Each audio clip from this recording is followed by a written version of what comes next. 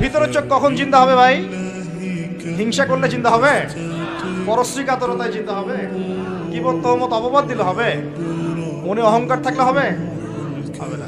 মনটা সফট নরম করতে হবে। আপনাকে প্রথমে জ্ঞান অর্জন করতে হবে, কোরআন তেলাওয়াত বাড়াতে হবে, নফল নামাজ বাড়াতে হবে ফরজের সাথে, দান সদকা করবেন, এতিমদের পাশে দাঁড়াবেন, আমর বিল মারুফ নাহি আনিল মুনকারের কাজ করবেন ইত্যাদি ভালো কাজে সম্পৃক্ত থাকবেন। ইনশাআল্লাহ মনটা নরম হবে, আল্লাহ নূর আসবে ইনশাআল্লাহ। আরেকটা বড় কথা হচ্ছে আল্লাহওয়ালা মানুষের সাথে থাকতে হবে। তো থাকতে হবে না? আপনি আল্লাহর মারিফত পেতে চান বা আল্লাহ পাকের নূর পেতে চান, আমি যদি আপনাকে বই ধরিয়ে দিই বইগুলো পড়ো বাস হয়ে যাবে? হবে? হবে না। নবী সাল্লাল্লাহু আলাইহি ওয়াসাল্লামের সাহাবীরা আমাদের মতো সিলেবাসের বইপত্র পড়েই কিন্তু সব অর্জন করেন নাই। তারা নবী সাল্লাল্লাহু আলাইহি ওয়াসাল্লামকে দেখে শিখেছেন। নামাজ পড়ছেন, নবী সাল্লাল্লাহু আলাইহি ওয়াসাল্লাম দেখছেন সচক্ষে নবীজি কিভাবে নামাজ পড়ছেন। নবী সাল্লাল্লাহু আলাইহি ওয়াসাল্লাম হাঁটছেন, তারা দেখছেন নবীজি কিভাবে হাঁটছেন। নবী সাল্লাল্লাহু আলাইহি ওয়াসাল্লাম তাসবিহ তাহলিল করছেন, দোয়া করছেন, যুদ্ধ করছেন, তারা দেখছেন তিনি কিভাবে করছেন, দেখে শিখেছেন একদম।